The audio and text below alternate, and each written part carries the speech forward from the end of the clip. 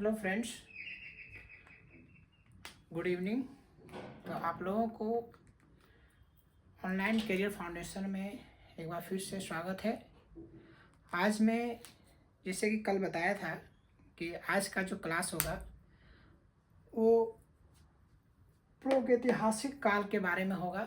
झारखंड में प्रागैतिहासिक काल से लेकर नवपाषाण काल तक, या फिर कह सकते हैं कि अभी तक जो झारखंड में मानव जाति का साक्ष्य प्राप्त हुआ है उसके बारे में हम लोग आज स्टडी करेंगे। तो प्रागैतिहासिक काल के बारे में आपको पता होना चाहिए, जिसमें हमें कोई लिखित साक्ष्य प्राप्त नहीं होती है, उसे प्रागैतिहासिक काल कहा जाता है। मतलब इंग्लिश में कहें तो प्रे हिस्ट्रिक टाइम, राइट। तो उस समय का समय जो ऐतिहासिक समय मैंने के पहले की बात हो, है ना। तो इसको हम तीन भाग में बांटते हैं, एक पूरा पाषाण काल, मध्य पाषाण काल और नवपाषाण काल। तीन काल में बांटते हैं। नवपाषाण को फिर से हम लोग तीन भाग में बांटते हैं, ताम्रपाषाण काल, कांस्य काल और लोह युग। देखिए, आप लोग ये चीज़ तो जानते हैं कि पृथ्वी का निर्माण होते ही मानव जाति तो नहीं आ गया। पृथ्वी का निर्माण हुआ, उस करोड़ों वर्षों के बाद जीव का निर्माण होता है। उसके बाद आप देखे होंगे कि डायनासोर का समय आता है। उसके बाद आप देखते हैं कि पृथ्वी एक बार पूरा बर्फ से ढक जाती है।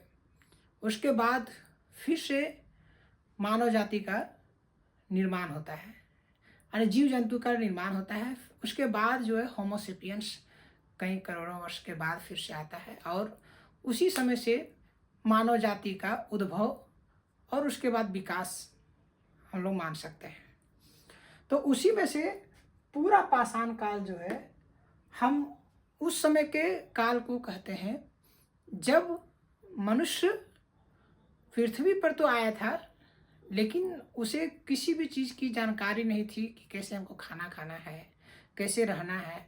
तो उस समय में लोग क्या करते थे, आखेट और खाद्य संग्रह आग करते थे, और आग की खोज उस समय जो है सो नहीं हुई थी, है ना। उस समय आग की खोज नहीं हुई थी। बाद में जो सो इसका आग का खोज हुआ, मतलब पूरा पाषाण काल में ही आग की खोज फिर से हो गई थी, लेकिन शुरुआत के काल में नहीं हुआ था ना। लेकिन उस समय जो सो आखेट और खाद्य संग्रह, हमने मेन उसका काम था कि आखेट करना, और उसी को आखेट करके जंतु जीव को मार के खाना और रहना था।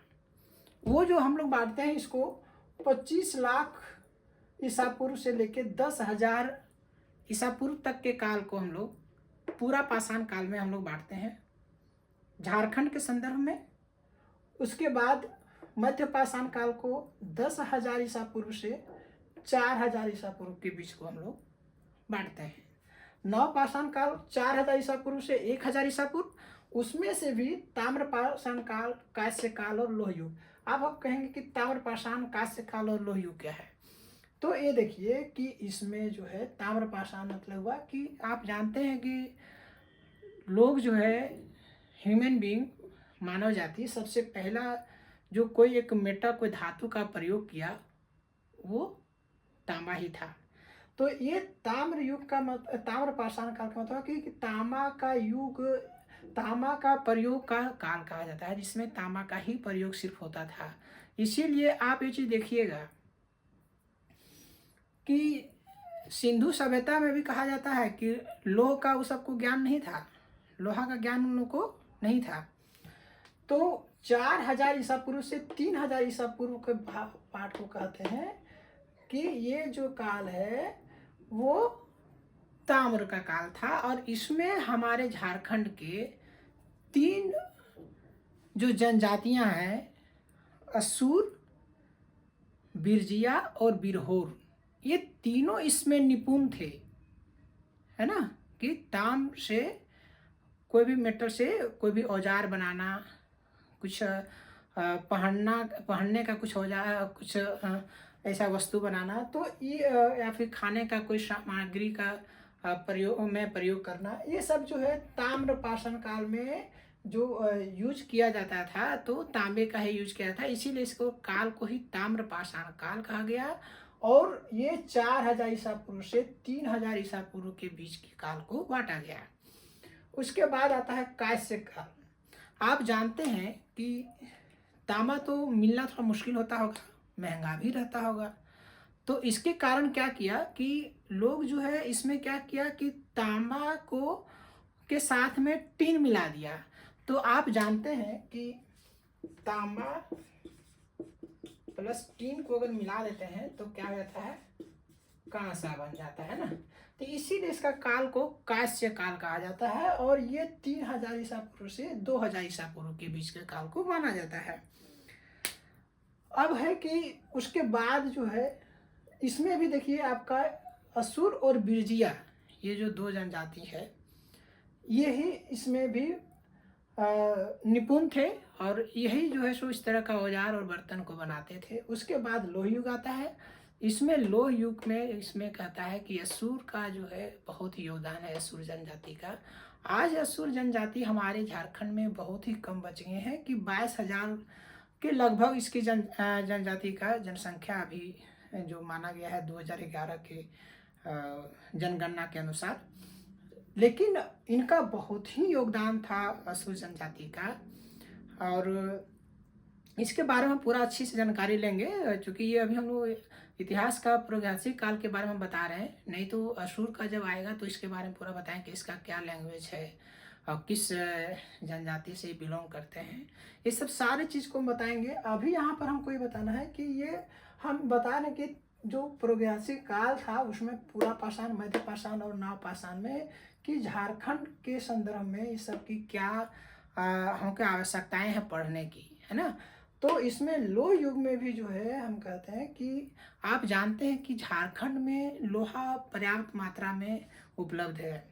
आज आप पश्चिमी सिंहभूम का एरिया कर देखा जाए तो पूरा एरिया जो है लोह का खदान भरा हुआ है ना। तो वो सब जो एरिया आपका है वो लोह युग में जो है वहाँ से ही लोहा प्राप्त करता था। आप जानते ही होंगे, आपको हम बता देना चाहते हैं यहाँ पर कि जो सीरिया का जो दमिश्क है वहाँ का तलवार बहुत ही प्रसिद्ध होता था वर्ल्ड में, और वहाँ का जो तलवार बनता था उसका लोहा भी झारखंड से ही जाता था उस समय भी। तो ये जो है लोह युग हमारे लिए इसलिए है कि हमारे झारखंड में लोहे के कारण ही जो है हमारा जो इधर का एरिया था आपका, आप जानते होंगे कि मगध साम्राज्य जो कि उस समय पूरे इंडिया का सबसे ताकतवर साम्राज्य माना जाता था, और उस साम्राज्य जिसमें अशोक भी आपके थे, तो उसका इतना शक्तिशाली होने का कारण भी झारखंड ही था, क्योंकि झारखंड से यहाँ पर जो है लोहा का पर्याप्त मात्रा था। इसके कारण एक से एक औजार बनाता था, और जो लड़ाई जब होती थी तो यहाँ का राजा इसमें जीतने में मैंने सफल हो जाते थे। तो इसका मुख्य कारण था लोहा, जो कि यहाँ का असुर जनजाति बना के देता था, है ना। तो अभी हम कहें कि झारखंड का जो सेफील्ड कहा जाता है वो क्या है, भेंड्रा गांव है ना। और भेंड्रा गांव आप जानते होंगे कि ये हमारे झारखंड के बोकारो डिस्ट्रिक्ट, धनबाद और गिरिडीह, ये तीनों डिस्ट्रिक्ट के जहाँ पर मिलन स्थान है वहीं पर भेंड्रा गांव स्थित है, और वो आपका बोकारो का नावाडी प्रखंड में पड़ता है। वहाँ पर का जो तलवार आप देखेंगे कि अभी भी बनता, बोलता है कि जब औरंगजेब और जो कई राजाएं जो हुए उसके तलवार भी यही भेंड्रा से ही बनकर जाता था। और ये भेंड्रा आप लोग भी देखे होंगे कि जब आप धनबाद से या फिर ये डुमरी के बीच में अगर आप जीटी रोड से अगर आप ट्रेवल करेंगे तो आपको वहाँ पर बहुत सारे तलवार दोनों साइड आपको बिकते हुए नजर आएगा, जो भेंड्रा गांव से ही बन के आता है। तो हमारा ये कहना है कि लोह युग भी जो है, लोह युग जो झारखंड का कहता है उसमें बहुत ही विकास हुआ, अब हम लोग चलते हैं कि आखिर ये सब युग के पूरा पाषाण काल के युग का हमको कैसे कहाँ से पता चलता है ना। तो इसमें यही मुख्य हो जाती है कि आखिर क्या साक्ष्य है, क्योंकि उस समय तो पुस्तक वगैरह तो थी नहीं। तो देखिए उसका सबसे मुख्य है कि हम लोग का पुरातात्विक स्रोत, उसी से हमको ये सब सारे पता होती है कि आखिर हमें ये सब चीज़ें हमें बताती है कि उस समय हमारा झारखंड का में लोग थे या नहीं थे, और थे तो क्या क्या चीज़ की जानकारियाँ थी, वो सब सारी हमको मिलता है क्या, पुरातात्विक स्रोत से मिलता है। तो सबसे पहले अगर कहें कि पूरा पाषाण काल की जानकारी जो हमारे झारखंड में अभी कौन कौन सा डिस्ट्रिक्ट में मिला है उसका, तो इसमें बोकारो से हस्त कुठार मिला है। हस्त कुठार का मतलब है कि हाथ से बनाया हुआ है ना, वो पत्थर वगैरह का जो तलवार या फिर जो भी कुछ औजार बनाया जाता था वो मिला हुआ है। ये जो है यहाँ पर से ही बोरमैन ने पाया है ना, बोरमैन अंग्रेज का था, उसी ने ही जो है सो 49 तांबे की खाने भी है ना, तांबा के खान भी इसको मिला है यहाँ पर, है ना। तो उसे किसको मिला था, बोरमैन को मिला था।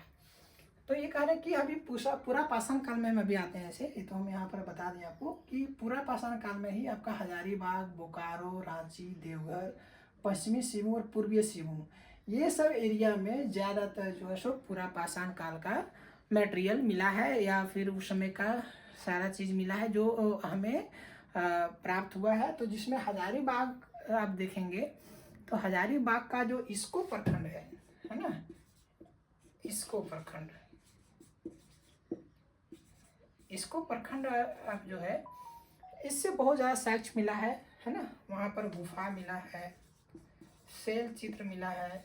आप कहें कि शैल चित्र क्या होता है ना, देखिए जब हम भी स्टूडेंट रह चुके हैं तो हमें भी समझ में आता है कि लोग कहाँ पर फंसेंगे और क्या चीज़ उसे जानकारी होगी। सिर्फ ये याद कर लेना कि शैल चित्र मिला है, गुफा मिला है, नक्षत्र मिला है, ये सब चीज़ से नहीं होती है, इसको माइंड में बैठाना। तो शैल चित्र का मतलब होता है कि गुफा जो होता है ना, तो उसका तो पत्थर होता ही है गुफा में, तो उस पत्थर पे जो चित्र बना हुआ है उसी हम लोग शैल चित्र कहते हैं। और यही जो है सो मिला हुआ है आपका इसको प्रखंड में जो है, इसको जगह पर। तो वहाँ पर जो है सो बहुत सारा हजारीबाग में है। उसके बाद सीतागढ़ है ना, सीतागढ़ भी जो है हजारीबाग में ही है, तो वहाँ से भी हमें साक्ष्य मिला है ना। सीतागढ़ जो है ये जो है जुलजुल पहाड़ी में है ना, क्या है, जुलजुल पहाड़ी, जुलजुल पहाड़ी हजारीबाग में ही है ना, हजारीबाग में ही जुलजुल पहाड़ी है। तो उसी पहाड़ी में ये सीतागढ़ है, और वहाँ पर भी हमें पूरा पाषाण काल का मटेरियल मिला हुआ है।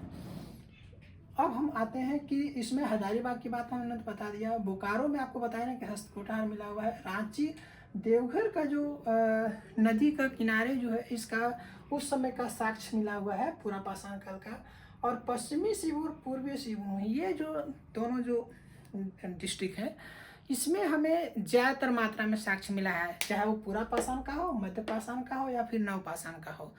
तीनों काल का सबसे ज़्यादा अगर मटेरियल अगर हमें कहीं मिला है तो उसमें जो है सो ये पश्चिमी सिंहभूम और पूर्वी सिंहभूम है। अब हम बता देने चाहते हैं कि इसमें देखिए जो आपका है मध्य पाषाण काल, ये हमने इसको कब बांटा है, 10,000 ईसा पूर्व से 4,000 ईसा पूर्व तक, है ना। इसमें पशुपालन की शुरुआत हो गई थी, है ना। तो पशुपालन का शुरुआत हो गया था। लोग जो है अब क्या है मिट्टी के बर्तन बनाने लगे थे, तो हम कहेंगे ना कि कुम्हार का भी प्रचलन हो गया था ना, कुम्हार का प्रचलन हो गया था। हाँ, तो ये सब चीज़ हम आपको बताना चाहें। हाँ, तो अभी तक हमने जो पढ़ा वो पूरा पाषाण काल और नवपाषाण काल, मध्य पाषाण काल के बारे में पढ़ा। उसके बाद उसका ताम्र पाषाण, जो हम लोग नवपाषाण को बांटे थे, ताम्र पाषाण, कांस्य काल और लोह युग, है ना। तो उन लोग का जो किस किस डिस्ट्रिक्ट में क्या क्या चीज़ मिला है हमारे झारखंड में, वो जो मुख्य रूप से मिला तो बहुत सारा चीज़ है, उसको याद रखना भी मुश्किल है, लेकिन जो परीक्षा में ज़्यादातर जो पूछा जाता है, जो अभी तक देखा गया है, तो उसमें जो मुख्य है ये सब ही है, जिसमें आप देखिए इसको आपको बताए ना, ये एक प्रखंड है, प्रखंड है ना, एक प्रखंड है कहाँ का, हजारीबाग का। इसको जरूर सब याद रखिएगा, हम पूछें कभी कि आप इसको प्रखंड है कि नहीं, किस डिस्ट्रिक्ट का प्रखंड है। तो ये हजारीबाग का इसको प्रखंड है। वहाँ पर एक खुला सूर्य मंदिर मिला हुआ है, आप वहाँ जाएंगे तो उसका पहाड़ देख करके या फिर आप वीडियो भी देख सकते हैं। वहाँ बहुत बड़ा गुफा भी है वहाँ पर।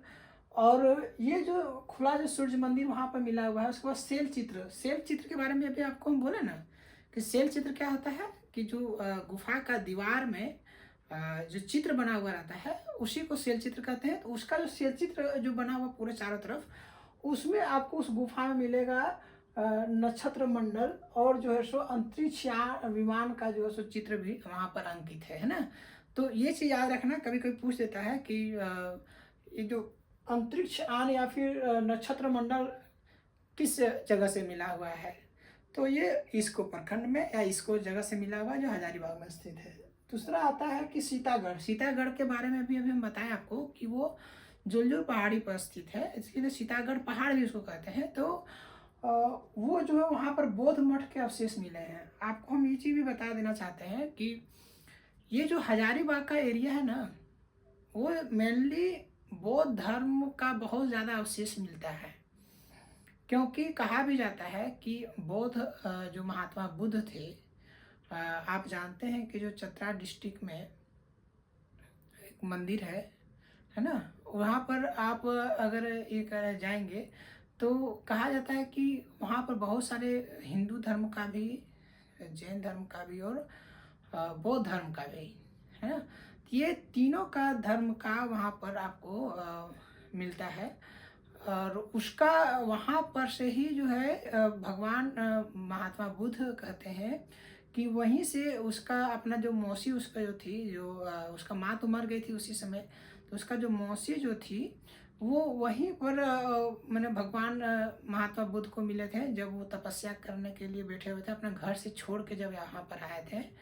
तो वहाँ चतरा डिस्ट्रिक्ट में ही जो मंदिर है, देखिए अभी हम नाम उसका भूल जा रहे हैं, क्या उसको कहते हैं देखिए ना, ठीक है। तो वहाँ पर जो मिला था तो उसके कारण जो है महात्मा बुद्ध का बौद्ध धर्म का प्रभाव पूरा झारखंड में उस एरिया में था, है ना। तो उस एरिया में जो था उसका वो आपका इसी कारण जो है बौद्ध धर्म का प्रभाव उधर बहुत ज़्यादा मिलता है। तो वो आपको इसमें भी देखने को मिलता है जो सीतागढ़ में, क्योंकि चतरा, हजारीबाग, ये सब डिस्ट्रिक्ट जो गिरिडीह है, कोडरमा है, आज के डेट में रामगढ़ है, ये सब सारा एक ही डिस्ट्रिक्ट था और एक ही सब एरिया माना जाता था। तो वो सब एरिया में बौद्ध धर्म का बहुत ही ज़्यादा बोलबाला था, है ना। तो ये उसके बाद आता है आपका सीतागढ़ हो गया, उसके बाद दूध पानी। दूध पानी जो है ये 8वीं सदी के अभिलेख वहाँ पर मिलते हैं। 8वीं सदी के जो भी राजा वगैरह जो होंगे उस समय का वहाँ पर जो है उसका अभिलेख वहाँ पर प्राप्त होता है। दूध पानी, ये चारों जो है आपका हजारीबाग में है, याद रखिएगा, है ना। ये चारों हजारीबाग में है। हाँ सॉरी, आपको जो हम अभी बताना चाहते हैं कि वो इटखोरी है ना, जो आपको बताना चाह रहे थे हम कि हाँ कि चतरा डिस्ट्रिक्ट में जो अभी है इटखोरी मंदिर, आप जाइएगा तो वहाँ देखिएगा कि बहुत सारे धर्म का सब धर्म का आपको मूर्ति वहाँ पर आपको मिलता है। और भगवान महात्मा बुद्ध के बारे में जो भी हम बता रहे थे कि वहीं से वो उसका मौसी बोली कि अब इसको हम यहीं से त्याग देते हैं। तो बौद्ध धर्म का जो साहित्य है उसके अनुसार इटखोरी का मतलब होता है कि आज इसे हम त्याग देना। तो वहीं से कहा जाता है कि बौद्ध महात्मा बुद्ध को उसका मौसी ने उसको त्याग दिया था और उसके बाद से वो चले गए। और आप देखिए कि इटखोरी और बोध गया का डिस्टेंस भी बहुत ही नज़दीक है। और उसके बाद वो अपना जो स्थान था महात्मा बुद्ध का, वो वहाँ पर से बोध गया वो शिफ्ट कर लिए थे और वहीं पर उनको ज्ञान की प्राप्ति हुई थी। तो मेरा ये कहना था कि बौद्ध धर्म का जो है वहाँ पर अवशेष ज़्यादा मिला हुआ है सीतागढ़ में। और काले भूरे पत्थर की स्त्री की मूर्ति मिला हुआ है ना। काले पत्थर आप समझ रहे हैं, जो आप क्या कह सकते हैं, उसको जानते होंगे कि वो जो है बहुत ही कठोर होता है और उसका प्रभाव जो हमारे वातावरण से बहुत ही कम पड़ता है। आप अभी जानते होंगे कि हमारे जो अयोध्या में श्री राम लला जी का जो मूर्ति बनाया गया है, वो भी काले पत्थर से ही बनाया गया है, क्योंकि उस पे किसी चीज़ का जो चढ़ावा चढ़ता है, दूध वगैरह या जो डालते हैं, या फिर जो मौसम का प्रभाव का कोई उस पे ज़्यादा असर नहीं पड़ता है। इसी कारण वो काले पत्थर का मूर्ति को जनरली जो है बनाया जाता है, और वो बहुत ही हार्ड और बहुत ही अपने मौसम के अनुसार जो है सो वो कोई उस पर असर नहीं पड़ता है और वो मजबूत होता है। तो वो काले पत्थर का भी मूर्ति, स्त्री मूर्ति वहीं पर मिला है। तो हजारीबाग इस क्षेत्र में अगर देखा जाए कि वो जो पूरा पाषाण काल का ये सब एरिया का जो उस समय का जो मिला हुआ है, वो इसमें हजारीबाग बहुत ही आगे था। उसके बाद आता है दूध पानी के बारे में बता दें। दुमदुमा, यहाँ पर शिवलिंग मिला है। ये दुमदुमा देखिए जो जगह है ना, अगर आप देखेंगे तो ये हजारीबाग का आपका चरकुसा जो एक ब्लॉक है, आपका गिरिडीह और कोडरमा के पीछे भी वो चरकुसा डिस्ट्रिक्ट ब्लॉक पड़ता है उसका, वहीं पर ये दुमदुमा जगह है जहाँ पर शिवलिंग प्राप्त हुआ है, जो पुराना शिवलिंग है। उसके बाद आता है भवनाथपुर। भवनाथपुर गढ़वा डिस्ट्रिक्ट में है।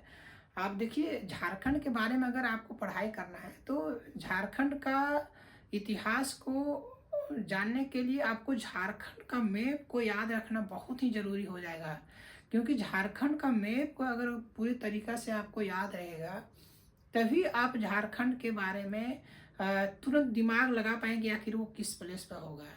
तो इसको अभी हम यहाँ पर ज़्यादा जानकारी तो नहीं दे रहे हैं, चूँकि आज मेरा दूसरा क्लास था और हम सब ये जानना चाहें कि हमारे प्रागैतिहासिक काल से लेकर के नवपाषाण काल और उसके बाद क्या क्या साक्ष्य मिला हमारा झारखंड में, उसके बाद हम झारखंड की और सारी स्टडी करेंगे, पढ़ाई करेंगे। लेकिन मेरा ये कहना है कि आप जब भी झारखंड का मैप को अगर आप देखते हैं, देखते रहना है, हमेशा मैप को हमेशा देखते रहना है, और मैप के अनुसार जो है हर डिस्ट्रिक्ट आपको कंठस्थ रहना चाहिए और उसका ब्लॉक, क्योंकि आज के डेट में जो स्टडी और जो परीक्षा हो जा रहा है वो कोई एक लो लेवल का क्वेश्चन नहीं पूछता है वो। क्योंकि आप देखेंगे कि अगर हम देखें थर्ड या सेकंड जेपीएससी का, थर्ड जेपीएससी का देखते हैं तो उसका जेपीएससी का क्वेश्चन और आज का जो अभी 11 to 13 का जो जेपीएससी में क्वेश्चन पूछा था, उसमें आसमान जमीन का अंतर है। इसका रीज़न क्या है कि अब जो है डेप्थ में जाते जा रहा है धीरे धीरे। तो इसके अनुसार आपको हर डिस्ट्रिक्ट का कब उसका निर्माण हुआ, किस डिस्ट्रिक्ट से अलग हुआ, उसके कौन प्रखंड है, कौन सा नदी बहता है, कौन सा प्रखंड में कौन से डिस्ट्रिक्ट से उसका सीमा छूता है, कितने सीमा छूता है, कौन सा स्टेट से सीमा छूता है, ये सब सारी चीज़ों की जानकारी होना बहुत ही ज़रूरी है। तो गढ़वा जो डिस्ट्रिक्ट है हमारा जो झारखंड का, वो अगर देखा जाए तो वो दक्षिणी और पश्चिमी छोर का भाग है, और वो छत्तीसगढ़ का एरिया भी छोटा है और उसी में से वहाँ पर ही उसका एक ब्लॉक है भवनाथपुर। वहाँ पर जो है ये आखेट का चित्र मिला, चूँकि वो पूरा जंगल का ही एरिया, अभी भी वहाँ पर जंगल का एरिया है, चूँकि वो छत्तीसगढ़ से मिला जुला एरिया है। और उसका ब्लॉक है वहाँ पर भंडरिया ब्लॉक है, जो कि उसका सीमा बनाता है। वो क्वेश्चन बार बार आता है, पिछले बार ही 7th जेपीएससी में शायद आया था कि भंडरिया ब्लॉक में कौन सा नदी के बारे में कुछ ऐसा आया था। तो मैं ये बताना चाहता हूँ कि ये सब चीज़ आपको कंठस्थ रखना होगा, और हम इसको धीरे धीरे बताते जाएंगे हर चीज़ को, ऐसे कि आपको बोले ना कि कोई भी आपको नोट्स बनाने की ज़रूरत नहीं है, हम इसको बार बार रिपीट करते जाएंगे। और तो भवनाथपुर जो गढ़वा में है वहाँ पर आखिर के चित्र और हिरण भैंसा आदि के पशुओं के चित्र भी वहाँ पर मिला हुआ है। अब आता है बारूडी। बारूडी जो सब पाषाण कालीन मृदुभांड मिले हुए हैं ना, उस समय का जो मिट्टी का बर्तन होगा वो सब मिला हुआ है उसका। तो ये बारूडी देखिए, ये क्वेश्चन आया था कि बारूडी किस डिस्ट्रिक्ट में है, पश्चिम सिंहभूम पूर्वी सिंहभूम। लोग जो जाता है इसको पूर्वी सिंहभूम मार के आ गया था, जबकि ये पश्चिमी सिंहभूम में स्थित है। अब आता है बेनुसागर। यहाँ पर 7वीं सदी की जैन मूर्तियाँ मिली है। अभी आपको हम बताएं ना कि ये जो हजारीबाग का एरिया है यहाँ पर, और आपका धनबाद वगैरह का जो एरिया है, तो हजारीबाग मतलब ये सिर्फ हजारीबाग ही नहीं, उस समय का हजारीबाग, चाहे वो चतरा की बात हो, चाहे हजारीबाग की बात हो, चाहे बोकारो की बात हो, चाहे वो रामगढ़ की बात हो, या फिर धनबाद की बात हो। तो इस एरिया में बौद्ध धर्म का बोलबाला बहुत ज़्यादा था, इसीलिए यहाँ पर जो है बौद्ध के अवशेष इधर आपको ज़्यादा मिलता है। जैसे आपका कालू पहाड़ जो है आपका चतरा का है, धनबाद का आपका है ना, कोलवा पहाड़ है, इसके यहाँ पर ये आपको अवशेष यहाँ पर मिलता है। तो ये सब जो है आपको ज़्यादा बौद्ध धर्म का मिलेगा।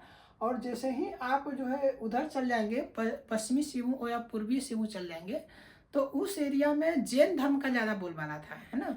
वहाँ पर क्या था कि जैन धर्म का उधर ज़्यादा बोलबाला था। तो जैन धर्म का ज़्यादातर जो साक्ष्य आपको मिलेगा वो सिबू डिस्ट्रिक्ट में ही मिलेगा। वहाँ पर जो है देखो, बेनू सागर में 7वीं सदी की जैन की मूर्तियाँ मिली है।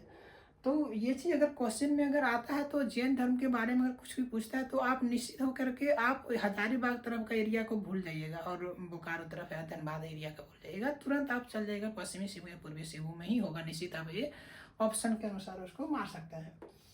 अब बोनगरा जो है, ये सब चारों देखिए आपको जो हम बताएं, ये चारों जो है आपका सिबू डिस्ट्रिक्ट का है ना, सिबू डिस्ट्रिक्ट का है। सॉरी, ये नहीं आएगा। बारूडी, बेनूसागर, बोनगरा और बोना। अब देखिए बेनूसागर जो आपको मैं अभी बताएं, ये बेनूसागर एक बेनू राजा वहाँ पर थे, उसके नाम पर ही बेनूसागर इसका नाम पड़ा हुआ है, तो इसको भी याद रखिएगा। बोनगरा से जो है सो रिंग स्टोन मिला है। रिंग स्टोन मतलब जो हम लोग अंगूठी पहनते हैं आज के डेट में ना, तो उस पर जो पत्थर रहता है वही रिंग स्टोन था। मैंने चूँकि वहाँ से मिला तो बहुत सारा चीज़ है, लेकिन जो मेन चीज़ आ सकता है, जो अभी हम लोग जानते हैं या फिर जो हमको याद है कि वो आ सकता है, हम उसी को बता रहे हैं, चूँकि याद करने में, वो तैयारी में करने में आपको आसानी होगी। जब लगेगा कि नहीं आप बहुत ही अच्छे तरीके से सबको स्टडी कर लिए हैं, तो और इसके डेप्थ में जाना, इसके गहराई में जाने का ज़रूरत पड़ेगा। तो बानाघाट जो है वहाँ पर नवपाषाण कालीन पत्थर और काले रंग के मृदुभान मिले हैं ना। काले रंग के मृदुभान बोले, ये मिट्टी के काले रंग का है वहाँ पर, है ना। लोहरदगा से कांसे का प्याला मिला हुआ है। आपको बताया ना कि हम लोग कांस्य युग में यहाँ पर क्या असुर और बिरजिया जनजाति बहुत ही ज़्यादा मात्रा में औजार या फिर जो है सो बर्तन वगैरह बनाते थे, तो कांसे का प्याला यहाँ पर मिला है। तो चूँकि लोहरदगा जो रांची वगैरह का एरिया है, वो क्या है, सारा वो लोहरदगा है, खूंटी है, ये सब रांची का ही पार्ट था। तो वहाँ पर जो है असुर जनजाति और बिरजिया जनजाति लोग उधर ज़्यादा रहते थे, तो वहाँ पर कांसे का प्याला मिलने का भी एक रीजन यहाँ पर है। और हो गया नामकुम, यहाँ वान के फलक मिलते हैं ना, बाण के फलक, जिसमें बाण को रखते हैं, है ना। बाण को से श्री राम जी रखते थे, या फिर और भी भगवान, या फिर जो अभी आज के डेट में हमारे जनजाति लोग भी जो रखते हैं, तो बाण का जो फलक होता है जिसमें रखते हैं, उसको कहाँ से मिला हुआ है, नामकुम से। और लूपगढ़ी, ये किस डिस्ट्रिक्ट में है, इसके बारे में अभी तक जानकारी नहीं मिला है कि ये किस डिस्ट्रिक्ट में लूपगढ़ी है। वहाँ पर कब्रगाह के अवशेष मिले हैं। हमने इसे कोशिश किया पता करने का, लेकिन इसमें मिल नहीं पाया, तो हम बता दें कि कब्रगाह के अवशेष वहाँ पे मिले हैं। और एक जगह है ना, मुरद, हाँ मुरद भी है। वहाँ से क्या मिला हमको, चेन ऑफ कॉपर, है ना, तांबे का चेन। ये जो है सो आपका खूंटी डिस्ट्रिक्ट में है, ये खूंटी डिस्ट्रिक्ट में है तांबे का चेन। तो ये हम आपको पिछले पहले से लिखे थे कि चूँकि समय हम लोग को कम लगे और चूँकि लिखने में ही समय चला जाता है, तो ये सब सारा हम एक साथ में आपको लिख दिए। अब इसके अनुसार आपको एक बार हम फिर से दोहरा देते हैं कि इसको प्रखंड, इसको जो हजारीबाग में है, सीतागढ़ और दूधपानी और दुमदुमा, दुमदुमा के बारे में बताएं कि ये गिरिडीह, कोडरमा और हजारीबाग, ये तीनों डिस्ट्रिक्ट के जस्ट बगल में ही है। इसका चलकुसा जो ब्लॉक है उसमें है ये स्थित। दूध पानी भी जस्ट वहीं पर बगल में ही है। और ये सीतागढ़ आपको बताएं कि हजारीबाग से मात्र जो है सो ये 15 किलोमीटर दूर पर ही है, जुलजुल पहाड़ी में, है ना, जुलजुल पहाड़ी में। हम बार बार इसको इसलिए बताते हैं। तो हजारीबाग के बारे में सबसे अच्छा जानिए कि सीतागढ़, इसको दूध पानी और दुमदुमा, है ना। और उसके बाद भवनाथपुर आपको गढ़वा में बताया।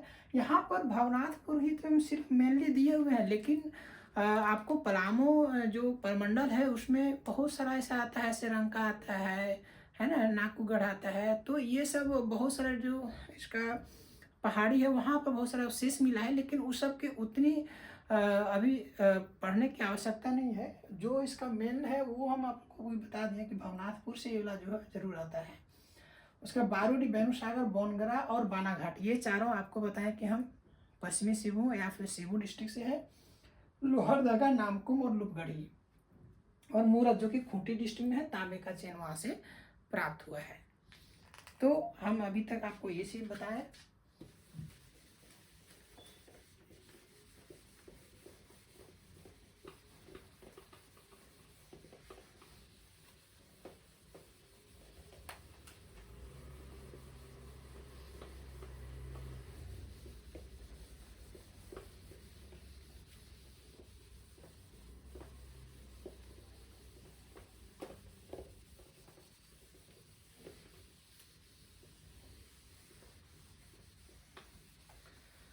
अब देखिए, ये तो था कि इसका हम लोग को पुरातात्विक साक्ष्य भी जो मिला है उससे हम लोग पता करते हैं। लेकिन उसके बाद आप अगर धीरे धीरे अगर आप आते हैं तो हमें साहित्यिक स्रोत भी है जो कि हमें अपने झारखंड के जो पिछले समय जो इतिहास में था उसकी जानकारी मिलती है कि झारखंड के जनजाति कैसे रहते हैं, क्या इसकी संस्कृति थी, कैसा इसका जीवन यापन था। तो ये सब सारी चीज़ें जो हमें मिलता है उसमें साहित्यिक स्रोत का भी बहुत ही योगदान है ना। तो इसमें हमने कल भी आपको बताया था, जिसमें हमने कई तरह का नाम लिए थे, जैसे शम्स ए सिराज, शम्स ए सिराज अफीफ, है ना। इसका कौन सा बुक है, कल हमने बताया था, है ना, क्या था, तारीख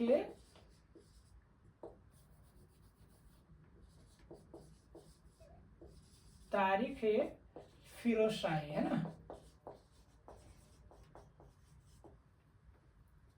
तारीख फिरोज शाही। इसमें भी इसने झारखंड का वर्णन किया है, तो झारखंड के बारे में हमको इससे भी जानकारियां मिल जाती है। उसके बाद गुलाम हुसैन, देखिए हम कल भी गुलाम हुसैन के बारे में बताया था। हमने कल की जो क्लास था उसमें भी हमने बोल दिया था कि हम कोई भी चीज़ अगर पढ़ाएंगे तो उसको हम बार बार उसको रिपीट करेंगे जिससे कि आपको याद रहेगा। इसीलिए मेरा अगर आप एक क्लास देख रहे होंगे तो इसका पिछले क्लास को भी आप देखना ना भूलिएगा, क्योंकि उसके से ही ये कोरिलेट होगा और हर एक क्लास एक दूसरे से कोरिलेट होते जाएगा। और उसको हम ऐसा बताना चाहेंगे कि जिससे कि आपको जानकारी में कमी ना हो जाए। और उस अनुसार आप अगर क्लास में बने रहेंगे तो निश्चित तौर पर हम बता रहे हैं आपको कि झारखंड के जीके के लिए आपको फिर से सोचना नहीं पड़ेगा। क्योंकि हम जो मेरा अनुभव अभी तक रहा है वो हम उसको इसलिए साझा करना चाहते हैं कि जो समस्या हम झेले हैं, हम कितने सारे कोचिंग या फिर हमने ऑनलाइन का हमने क्लास देखा है अपने स्टडी जब हमने तैयारी कर रहा था, लेकिन कोई भी जो कोचिंग है वो सही रूप से परिपूर्ण नहीं था। और जो लोग हैं सिर्फ पैसे ठगने के लिए ये कहता है कि आज आपका मेरा ये ऑनलाइन क्लास में ये खरीद लीजिए, आपको ये मिल जाएगा, फिर आप हमेशा कर लीजिएगा, इतना छोटा सा पढ़ा करके दिखा देता है। लेकिन कोई भी जो है एक सही रूप से स्टडी नहीं करवाता भाई। ये चीज़ हम देखा हुआ है, हम अपने आप को भोगते हुए इस चीज़ को। मैं ये नहीं चाहता कि जो आने वाले जो यहाँ पे अभ्यर्थी अभी हैं, अभी झारखंड का अभ्यर्थी हैं जो गरीब घर से आते हैं, वो इसके झांसे में ना आकर उसे सही लाइन में सही तरीक़ा से पढ़ाई करें और अपने भविष्य को उज्जवल करें। तो मेरा ये था कि गुलाम हुसैन जो है, उसके बाद जो है सो देखिएगा कि इसमें जो है अपना एससी राय का भी जो है सो बहुत बड़ा योगदान रहता है। ये शरद चंद्र राय इसका नाम रहता है। ये बंगाल का ही एक एंथ्रोपोलॉजिस्ट रहता है जो कि ये खोज करता है झारखंड में बहुत सारा। और ये बारूहातू, ये जो पश्चिमी सिंहभूम का एरिया है उसमें बहुत सारे इसने खोज करते हैं, जिसमें नवपाषाण कालीन इसको पत्थर मिलता है, नवपाषाण कालीन का औजार इसको मिलता है, बहुत सारा छेनी है, चाकू है वगैरह इन लोगों ने खोज के निकाला है। तो इसमें एस.सी. राय का भी बहुत बड़ा योगदान रहता है। और उसके बाद जो है एक आर.सी. मजूमदार है, मजूमदार है ना, देखिए ये सब बंगाल का ही है, एस.सी. राय हो या मजूमदार हो। इसने एक बुक लिखा था, races and culture of Jharkhand, races and culture. तो इसमें जो आपको है यहाँ पर ऑफ झारखंड शायद नहीं है, रेसेज एंड कल्चर इसमें दिया हुआ था। तो इसमें जो इन्होंने यहाँ का जो जनजाति है उसके कल्चर्स, उसका क्या था, रेसेज मतलब क्या होती है, एक जाति होती है और एक कल्चर्स, ये दोनों का हमने उसके बारे में ये पूरा जानकारी इसने मजूमदार साहब ने भी देने की कोशिश की है। उसके बाद आपको अकबरनामा भी है ना, अकबरनामा था, आईने अकबरी था। आईने अकबरी के बारे में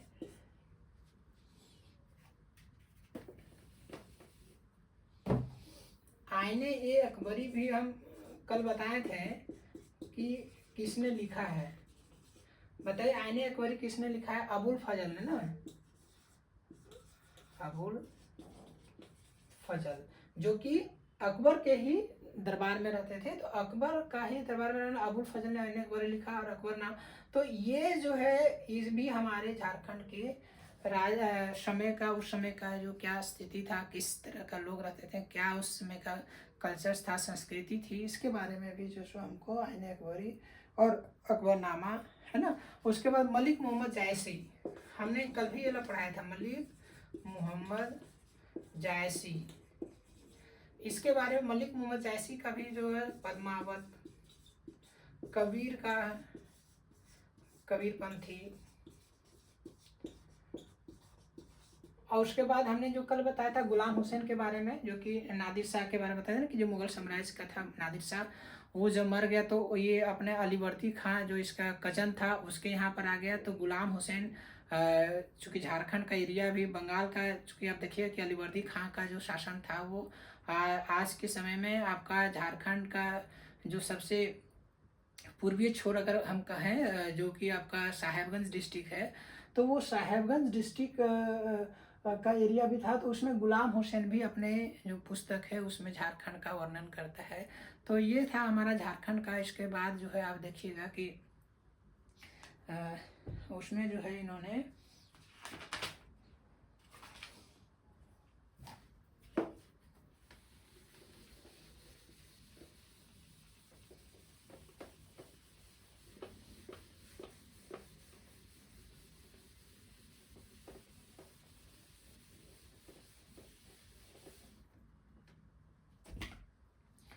उसके बाद आपका देखिए हम बताया था ना कि आपको ये